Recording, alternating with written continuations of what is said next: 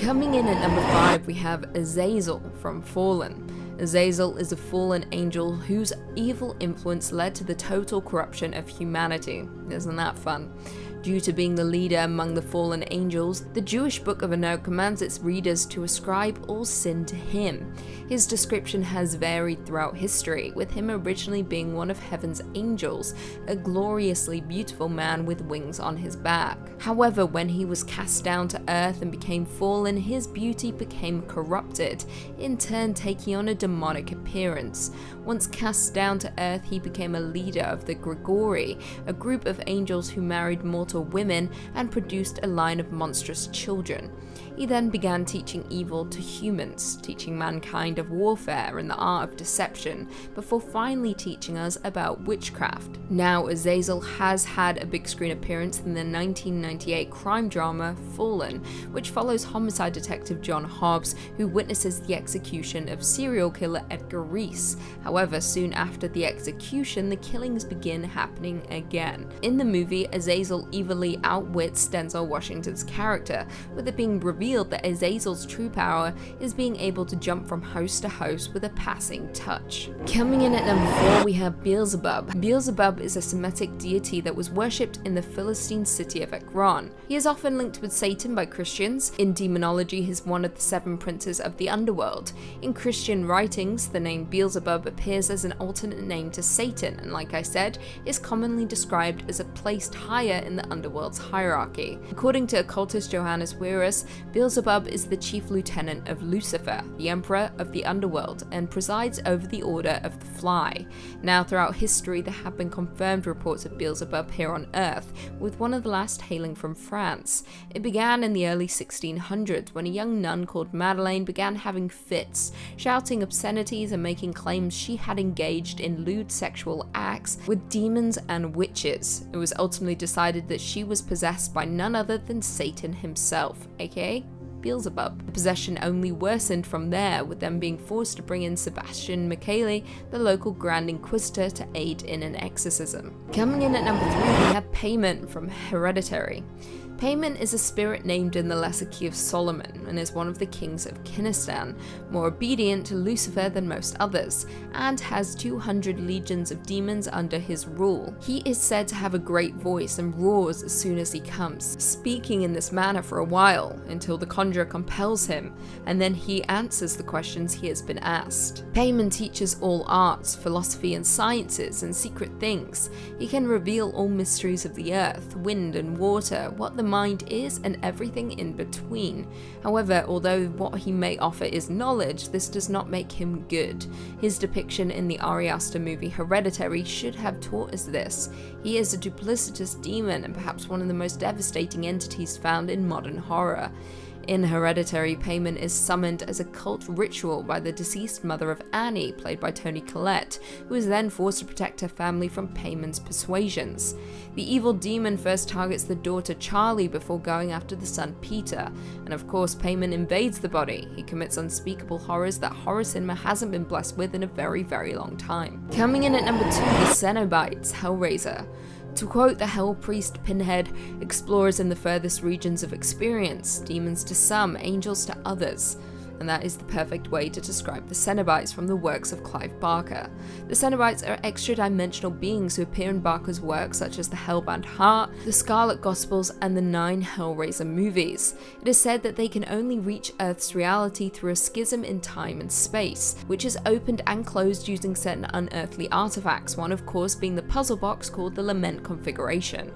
To quote Clive Barker in the Hellbound Heart, why then was he so distressed to set eyes upon them? Was it the scars that covered every inch of their bodies, the flesh cosmetically punctured and sliced and infibulated, then dusted down with ash? Was it the smell of vanilla they brought with them, the sweetness of which did little to disguise the stench beneath? Or was it as the light grew and he scanned them more closely, he saw nothing of joy or even humanity in their maimed faces, only desperation and an appetite that made his bowels ache to be voided?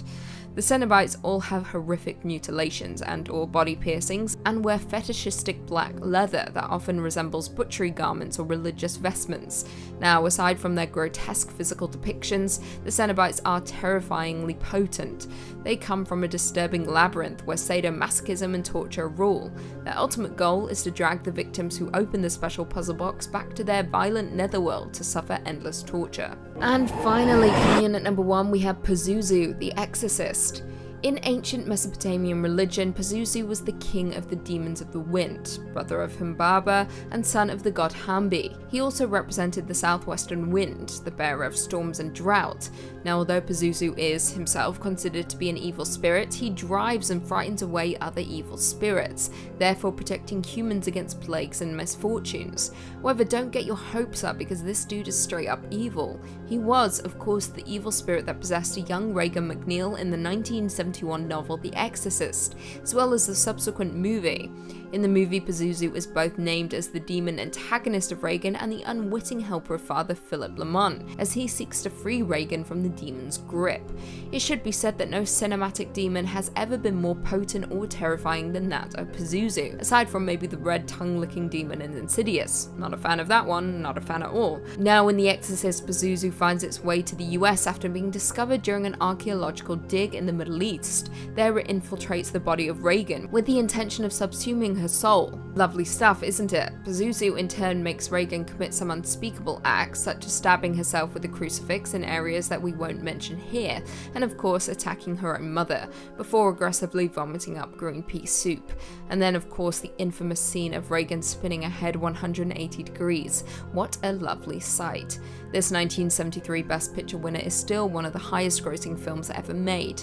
However, saying that, it is best to steer clear of Pazuzu. There's no need to invoke him, especially not in the middle of the night in front of your mirror. Just cover that thing with a sheet. Almighty Lord, Word of God the Father, Jesus Christ, God and Lord of all creation, gave to your holy apostles the power to tramp underfoot serpents and scorpions. Coming in at number 5, we have Shadow Dog. One Reddit user told the story of a contact she had with a demon when she was younger. Her parents had just divorced when she was a teenager. She decided that she would live with her mother in her new home. As soon as she moved in, she started to experience some paranormal activity. It started small. She'd be reading her books on her bed when she suddenly felt an icy chill take over her. Then she would feel like she was being watched by an entity that hated her, but obviously there was no one else in the room. She said when she felt this, she would leave her house and go for a walk for more than an hour. Usually by this time the feeling had passed. She then started to see shadows behind her, like there was someone stood in the room with her. This started to get worse when she would see the shadows move around her bedroom walls.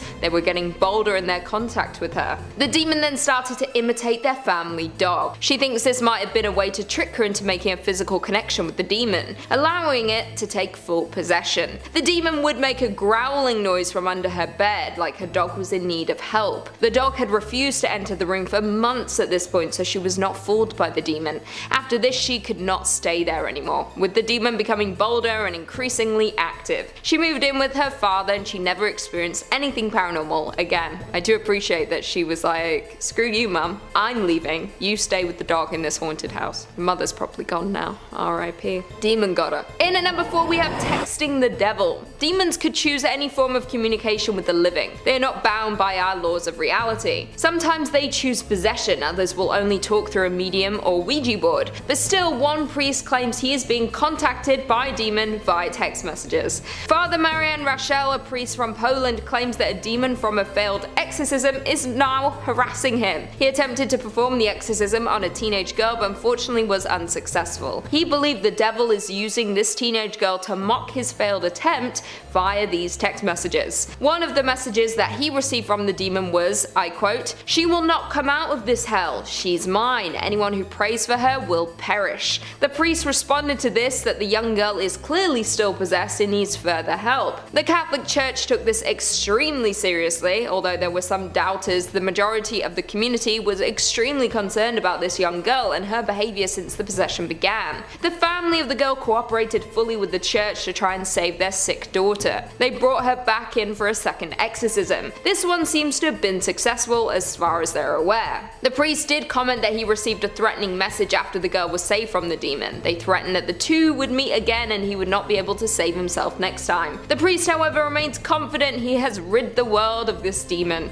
He was calm and confident about the whole thing. I don't think I would enjoy texting with the devil. To be honest, I think it's probably the girl playing a little Halloween trick. Coming in at number 3, we have dark letter. Back when letter writing was still a thing that was commonly done, it was used by demons to leave messages with the living. Over 300 years ago in Sicily at the convent of Parma di Montechiero, a nun named Sister Maria Crocifissa claimed that she had been possessed by the devil. The story of what happened to her has finally been told and her letter has finally been translated. The story is told that one morning in 1676, Sister Maria woke up and found herself covered in ink. She had no memory of it but had spent the night writing letters. Others in the convent had heard disturbances from her room during the night. Some had heard screaming. One said they heard a thud as if she was fainting and hit the floor. Maria had lived at the convent since she was 15 years old. She was devoted to them and had never showed signs of possession or doubt before this incident. The letters explain that Maria was writing on behalf of the devil. He was dictating the words she wrote. The letter said it was Lucifer's plan to possess Maria and turn her against God so she could serve evil. A lot of the letters were coded in hidden messages of symbols and shapes, and they had no way to translate it at the time. Today, some of the letters are still intact, and the Ludum Science Center in Italy attempted to finally decode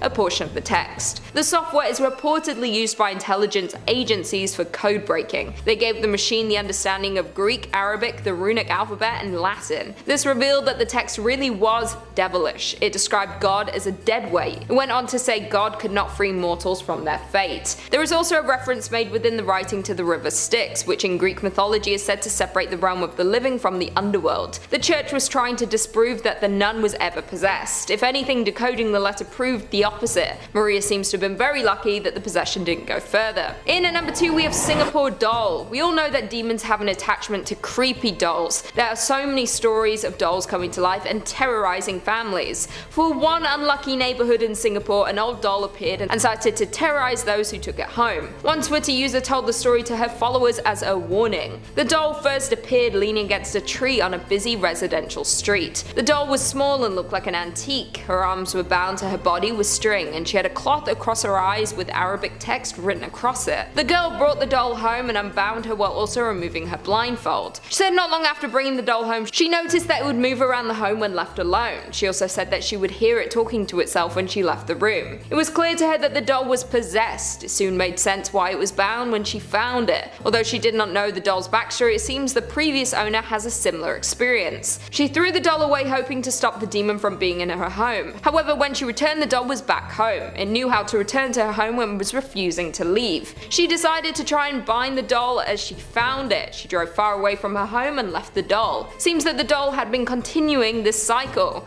When you find and untie the doll, the demon and curse transfers to you. The owner saw someone post about finding the doll after she had left it. She saw that it had been untied and posted, "We bind it for a reason, stupid people, unbind it. It looks unhappy. Good luck to whoever did it." Her account has since been deleted so she couldn't be tracked down for questions or for them to attempt to return the doll. The doll's current location is unknown, but its existence is now well known in the area. There have been discussions and crimes happening in the locations where the doll has been seen. Crimes that have never happened in these areas. The doll seems to communicate with other demons while alone and then whispers to its new owner when given the chance. Some suggested the doll be burned or crushed, but it is unclear if this would work. Surely someone has already tried this at some point. And finally, in at number 1, we have imaginary friend. Sometimes children have imaginary friends and we don't think anything of it, but what if their friend isn't so imaginary? One little girl from Texas named Madison had many imaginary friends when she was younger. All of her imaginary friends came as a pair. When she was 3 years old, she started to talk about a new friend. Her mother, Kelly, found this strange as this friend came around by themselves. Her new friend was called Kellum. She described him as a man around the age of 40. She said she saw him as a father figure. She started to spend a lot of her time playing with him rather than her other imaginary friends.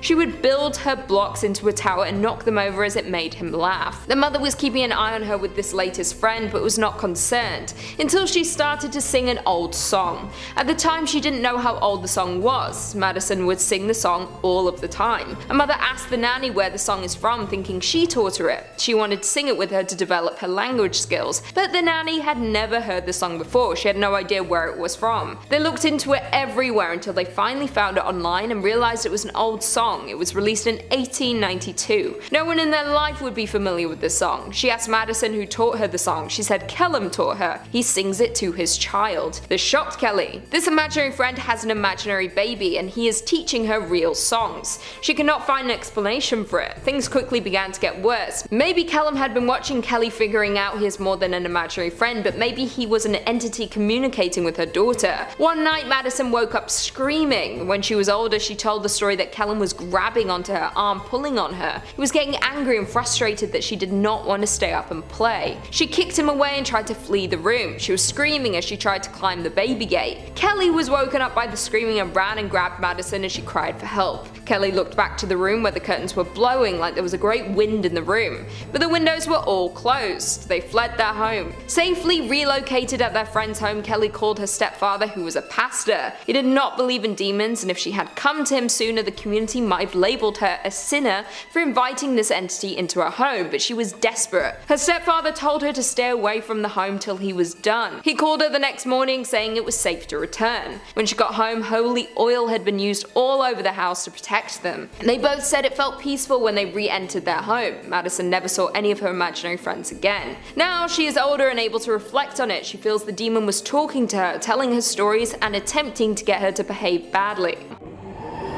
Coming in at number 5, we have the Ferryman. The Ferryman is an antagonist in the Conjuring franchise, specifically appearing in the 2019 film Annabelle Comes Home. Directed by Gary Doberman, the movie follows Judy and her babysitter who were left alone in their house after her parents, Ed and Lorraine Warren, leave to investigate a case. However, an unexpected guest sets Annabelle free, unleashing demonic activity in the house. Now, some backstory to this new character. The Ferryman was first investigated by demonologists Ed and Lorraine Warren after the death of a young girl by its hands. They interviewed those affected by the demon, who told them that the ferryman demanded a toll, or else it would take the souls of the departed. Ed and Lorraine were able to collect coins from corpses that were cursed by the entity, and had them blessed and locked away in their museum. However, in Annabelle Comes Home, things take a turn for the worse when the Warren's daughter accidentally sets the demon loose, drawing energy and bringing the ferryman and other spirits to its aid. And honestly, the ferryman is just downright terrifying. Coming in at number 4, Annabelle. Annabelle the doll, or more specifically the Annabelle demon, is the secondary antagonist of the Conjuring franchise and also serves as the main antagonist of Annabelle, Annabelle Creation, and Annabelle Comes Home. This is a powerful demonic entity that, despite being able to exist independent, frequently latches onto a porcelain doll to torment those who own it. It is also one of the artifacts taken by Ed and Lorraine Warren during one of their cases. Annabelle is actually considered to be their most dangerous and haunted item, and has a habit of moving around unseen. According to the films, it is said that the doll first became possessed after a 7-year-old girl named Annabelle Higgins died from an intended murder. Although she is said to possess the spirit of an actual girl, many demonologists think that it is, in fact, more of an evil spirit than a demon. Annabelle is unbelievably scary, but what is worse is the demon that follows it around. Now, its true demonic form was portrayed by Joseph Becerra, who also portrayed BATHSHEBA, someone we're going to discuss a little later on. Outside of the Conjuring universe, Annabelle is also mentioned in The Curse of La Llorona. When Ana Tate Garcia goes to ask advice from Father Perez on how to rid her family of La Llorona's curse, he explains that he previously did not believe in the supernatural until he had a run-in with a doll. The movie then flashes back to Annabelle's attack on him. So is The Curse of La Llorona also in the Conjuring universe? That's my question. Am I late to the game? Does everyone know this? I don't know, I don't care. Coming in at number 3, we have the Crooked Man. To quote the lyrics of this creepy nursery rhyme, "There was a crooked man, and he walked a crooked mile. He found a crooked sixpence upon a crooked stile. He bought a crooked cat, which caught a crooked mouse, and they all lived together in a little crooked house." It's my favourite song. The Crooked Man appears in The Conjuring 2 along with another notable demon that we will be discussing a little later on. He is the spirit from the eponymous English nursery rhyme and is a maniacal, lanky, crooked man who torments the young son of the Hodgson's family. The Crooked Man is also an upcoming horror movie and the 9th installment in the Conjuring universe. In September 2018, it was announced that the movie was in the scripting process and that the studio intends to wait until the story is fully developed before production will begin. And honestly, I for one cannot wait, because The Crooked Man was arguably the best part of The Conjuring 2. Quote me on that. Coming in at number 2, Bathsheba. Bathsheba Sherman is the main antagonist of The Conjuring, which is loosely based on the true story of the haunting in Harrisville, Rhode Island. She is the evil spectre of an 1800s devil worshipper and witch. An interesting fact before we begin, despite being a female, she was portrayed by Joseph Becerra, who also played the lipstick-faced demon in Insidious and the demon in the prequel film Annabelle. Bathsheba is a malevolent, sadistic, and murderous demon who haunts the Perron household. She is bloodthirsty, unsympathetic, remorseless, and uncaring or cruel. Along the way, she possesses the mother of the Perron family, turning her against her family and her children. She is vengeful, targeting any family that would take her land, and also the Warrens who attempted to investigate the land, leading to Bathsheba attempting to murder their daughter. Prior to haunting the Perron family, she was an enthusiastic and fanatical follower of Satanism, which led her to sacrifice her own child to Satan and was willing to die for his beliefs. To quote Carolyn and Lorraine in The Conjuring, "How could a mother kill her own child? It was never a child to her. She just used her God-given gift as the ultimate offense against him." Bathsheba claps, stabs, and screams, making her one of the scariest villains in the Conjuring universe. And finally, coming in at number 1, Valak the Nun.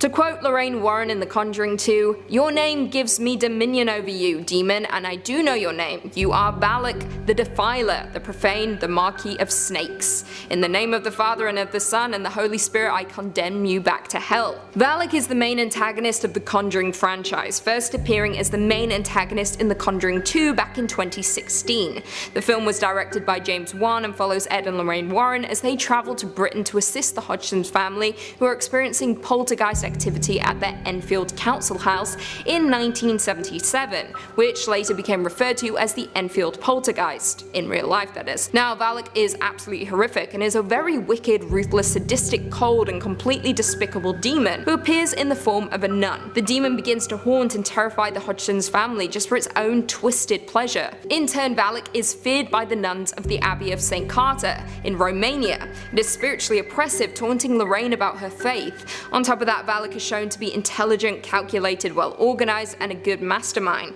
being able to disguise itself as a nun to not be noticed.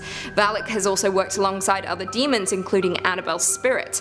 In mythology, Valak is known as the Great President of Hell, with over 30 legions at its command. The demon often manifests as an angelically winged boy riding a two-headed dragon, and it possesses the power to find treasures. In the case of the film, Valak's treasure was the vision of Ed Warren being impaled, which it offered to his wife Lorraine as a gift. So sweet. Coming in at number 5, we've got the Midianites. Okay, so before we get into any Christian, Judaic, or Gnostic demons, we should probably fire some movie demons into the spotlight. We've come so close to talking about this movie so many times, so why not today? Nightbreed is a cult classic that never really hit the big times. Released back in 1990, director Clive Barker didn't get final cut and was disappointed with how it ended up. Years later, a majority of the unused footage was discovered and Scream Factory managed to release a director's cut. Based on Barker's short story Cabal, this is quite the empathetic take on monsters living in a graveyard. At the beginning of the flick, the audience is introduced to some rapid-fire demon craziness, resulting in the impression that these grotesque monsters are evil troublemakers. It soon becomes apparent that they are far from evil, and the so-called good guy psychotherapist is the real madman. The Midianites, even if they have horrid features, are a largely peaceful race of monsters. They live on their own beneath the cemetery. Midian has its own unique culture, customs, and laws, and they have no intention on starting any trouble with humans. In fact, humans are the ones who decide they've got a problem with them before launching a full-scale assault, complete with an Albertan militia. Through some wicked mental gymnastics by Dr. Decker, played by David Cronenberg, folks are convinced that the Midianites are the last bastion of evil and must be destroyed. However, once the battle begins, it becomes very clear that all they want to do is live unimpeded. In fact, the entire movie proves how good these beings truly are. They accept Boone into their ranks and even give him a second chance after he breaks their laws. They take good care of their children and do their best to offer all their citizens comfort and supplies in order to live. It just goes to show that humans tend to demonize the other in an attempt to simplify our world when we should be embracing those differences. Maybe just letting the other live in peace is the answer after all. Don't tell the colonies. Coming in at number 4, we've got Amon. Alright, now that I've done my requisite movie talk, let's head into some more mythical demons. We'll start with Amon, Marquis of Hell that governs 40 infernal legions. He's quite the ugly sucker, which might contribute to his bad reputation. According to Johann Weir, who wrote of Amon in the Pseudo-Monarchia Daemon, Amonum, Amon or Amon is a great and mighty marquis, and cometh abroad in the likeness of a wolf, having a serpent's tail, vomiting flames of fire. When he putteth on the shape of a man, he showeth out dog's teeth, and a great head like a mighty nighthawk. He is the strongest prince of all other, and understandeth of all things past and to come. He procureth favor, and reconcileth both friends and foes, and rule 40 legions of demons. So he's got a wolf body, a serpent's tail, and a raven's head.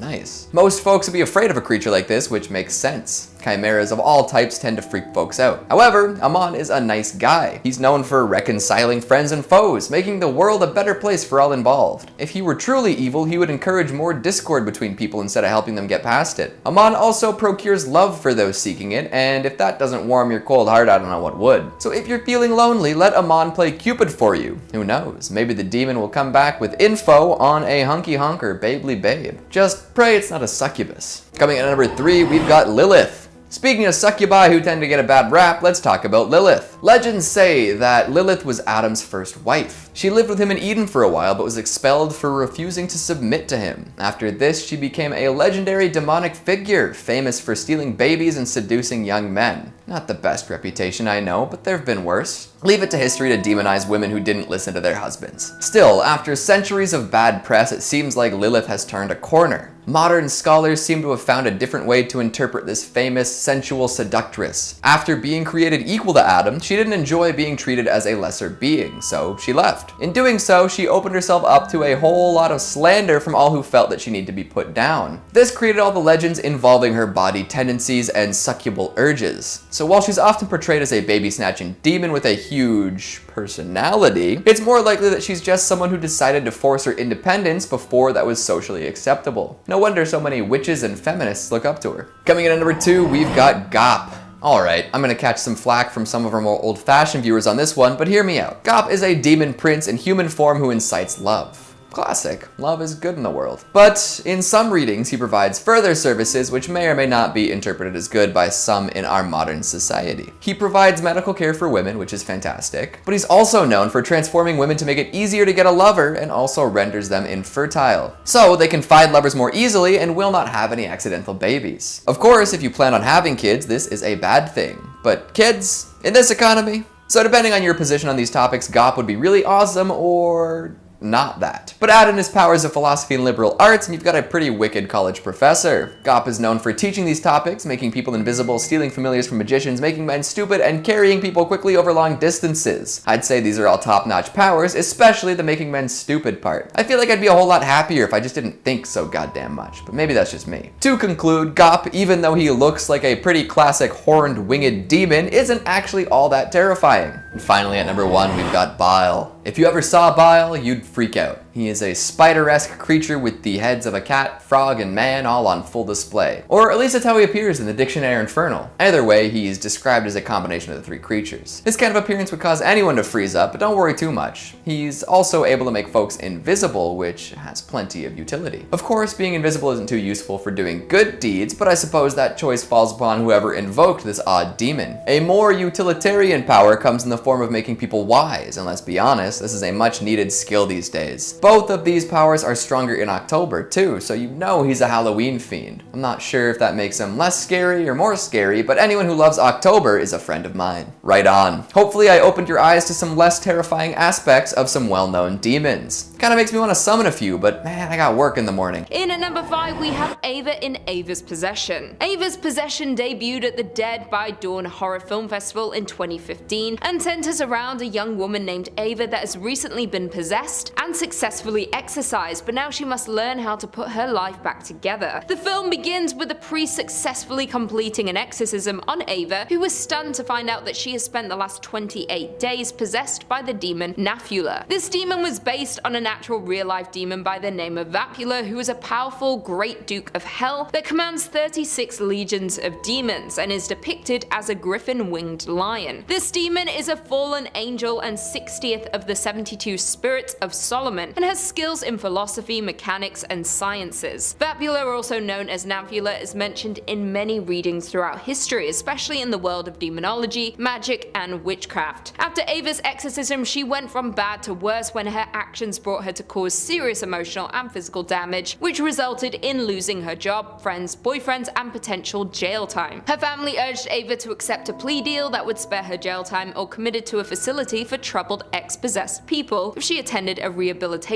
program for the recently exorcised. Ava began attending this program, and it was urged that she took it seriously. If she didn't, it was very likely the demon would return to her and she would become possessed once again. At a group meeting in the facility, Ava meets Hazel, a fellow ex-possessed person that wants her demon to return since she enjoyed its presence and felt it was special for both of them. While Ava is trying to remember her missing 28 days, she discovers bloodstains on her floor and is led to a clue where she soon finds out that when the demon possessed her, she had murdered someone, and she is just constantly thinking what she did to become a target of Nafula. After finishing the program, she soon starts to get her life back together until Ava discovers some old files revealing that her mother has also been previously possessed by the same demon, resulting in her finding out their bloodline is prone to possessions. Fun times. In at number 4 we have Pazuzu. Pazuzu is a fictional character who is the main demon in the Exorcist horror novels and film series created by William Peter Blatty. The character of this demon was derived from Assyrian Babylonian mythology, where the mythic Pazuzu was considered the king of the demons of the wind and the son of the god Hambi. He also represents the southwestern wind, the bearer of storms and drought. This demon is known to bring famine during dry seasons and excessive water during the rainy season, and is considered to be an evil spirit by all. Pazuzu is often depicted as a combination of diverse animal and human parts. He has the body of a man, the head of a lion or dog, talons of an eagle, 2 pairs of wings, and a scorpion's tail. Pazuzu first appeared in the Exorcist novel in 1971. The novel is about a 12-year-old girl, Regan McNeil, that gets possessed by a demon. The demon is later revealed to be Pazuzu. Even though they never state that he is the demon, 2 references were made about this statue, which was uncovered by Father Lancaster Merrin in northern Iraq. After Regan's mother worries about her daughter being possessed, 2 priests, Merrin and Harris, arrive at their house to perform an exorcism on Regan to force the demon out of her body, but in their struggle to free Regan from Pazuzu, both priests die. 2 years after the novel was published, The Exorcist was released in theaters as a motion picture. In the second installment of The Exorcist, Pazuzu is named as the demon and returns to haunt Regan. The demon is prevalent in each and every movie released. In the 4th Exorcist, Pazuzu was actually shown in his first encounter with Father Merrin in Africa. After the movies, The Exorcist became a television series, and Pazuzu continued to pursue Regan and possessed and killed her daughter. After killing Casey, the demon is able to possess Regan again and is almost able to take complete control of her mind. With the help from a priest, Regan tries to fight back against Pazuzu, and the demon is successfully exorcised from Regan's body. William Peter Blatty's creation of Pazuzu and The Exorcist was based on heavily reported series of events from 1949. Fun fact, there is a true crime case involving a man named John Alexander Lawson that was a self-proclaimed Satanist and demonology lover. He was inspired by the famous demon Pazuzu and changed his name to Pazuzu to pay homage to the demon referenced in the movie The Exorcist. In at number 3 we have The Taking of Deborah Logan. The movie The Taking of Deborah Logan is a 2014 American found footage supernatural horror film. It tells the story of a documentary crew making a film about Alzheimer's patients who uncover something sinister while documenting a woman who has the disease. The filmmakers and writers did not base this movie and characters on real life. Deborah Logan is a fictional demon, but the most terrifying nonetheless. Though in the beginning they tried to make it appear as a real person, this film is about a team of students, Maya, Gavin, and Louie, who to create a documentary about a woman named Deborah Logan, an elderly woman who has Alzheimer's disease. As the film crew records her daily life, Deborah starts to exhibit increasingly bizarre behavior, but her physician believed this is normal for someone with an aggressive form of Alzheimer's. The cameraman, Lewis, begins to notice that her actions defy normal explanation and believe that something supernatural is going on. Things grow more tense after the group notice that they have a recording of Deborah of her talking in French, talking about snakes and sacrifices, and her behavior becomes so extreme that she is hospitalized. Deborah is possessed by Henry Desjardins, who had disappeared after a series of cannibalistic ritualized murders of 4 girls. If you want to find out more about this possession, you should watch the movie. There is no confirmed ending, and that is the most terrifying part of this demonic movie. Even though it's not based on true events, it really makes you feel like it is. It was voted 91% on Rotten Tomatoes, and Ain't It Cool News called it found footage done right and stated that it's one of the most effective entries in the popular subgenre of found footage horror. Coming in at number 2, Dybbuk, The Possession. The Possession is a 2012 supernatural horror thriller based on an article written by Leslie Goldstein called Jinx in a Box, and the story that was created by Kevin Manis. In 2003, writer and furniture refinishing business owner Kevin Manis purchased a cabinet from a yard sale and claimed it was was haunted by a dybbuk, a concept from Jewish mythology. The word dybbuk comes from the Hebrew word evil. The term appears in a number of 16th century writings and is a malicious possessing spirit believed to be the dislocated soul of a dead person. It supposedly leaves the host body once it has accomplished its goal, or after being exorcised. The box gained notoriety when Kevin auctioned it off on eBay, including the story claiming that the cabinet was previously owned by a survivor of the Holocaust in Poland, who said it contained the malicious spirit of a dybbuk, and that the box had paranormal powers and was responsible for this bad luck and nightmares. This box went through a few hands before being sold to Jason Haxton for $280. The museum curator and collector of religious paraphernalia began to research the source of the box and launched a website about it called dybbukbox.com that reportedly received hundreds of thousands of hits and created what's been described as an internet legend. In 2004, Jason sold the rights to the story to a Hollywood production company, and that created the 2012 release of The Possession. The movie tells the story of this so-called demon box. When a dad begins to witness his young daughter acting strangely following the purchase of an antique wooden box with Hebrew markings on it at a yard sale, the little girl became more and more obsessed with this box, and her behavior becomes increasingly erratic and alarming, ultimately leading to the girl becoming possessed by the demon haunting the box. In 2021, Kevin Manis came out and told Input magazine that the Dybbuk box story was entirely fictional, that he came up with it. And finally, in at number 1, we have The Exorcism of Anneliese Michel. Anna Elisabeth Anneliese Michel was a German woman who underwent 67 Catholic exorcisms over the span of a year, and her story inspired the 2005 film The Exorcism of Emily Rose, the award-winning 2006 film Requiem, and the 2011 film Anneliese the Exorcist Tapes. When Anneliese was 16, she began to experience seizures and was diagnosed with psychosis caused by temporal lobe epilepsy. Shortly after, she was also diagnosed with depression and was treated by a psychiatric hospital. By the time she was 20, she began to hear voices telling her that she was damned and would rot in hell, and began to hallucinate while she was praying. Her conditions began to worsen, was depressive, and put on different types of medication. After 5 years on psychiatric medication failed to improve her, Anneliese and her family believed she was possessed by a demon. As a result, the family reached out to the Catholic Church for an exorcism. While rejected at first, 2 priests got permission from the local bishop in 1975. The priests believed Anneliese was in fact possessed by a powerful demon from hell, and knew they needed to do anything they could to force this creature out of the girl's body. The priests began conducting exorcism sessions, but through all of this she stopped eating food and passed away due to malnourishment and dehydration after a total of 67 exorcism sessions. The story of Anneliese is still told by many to this day, and it's believed to be one of the most real and powerful stories of demon possession in history.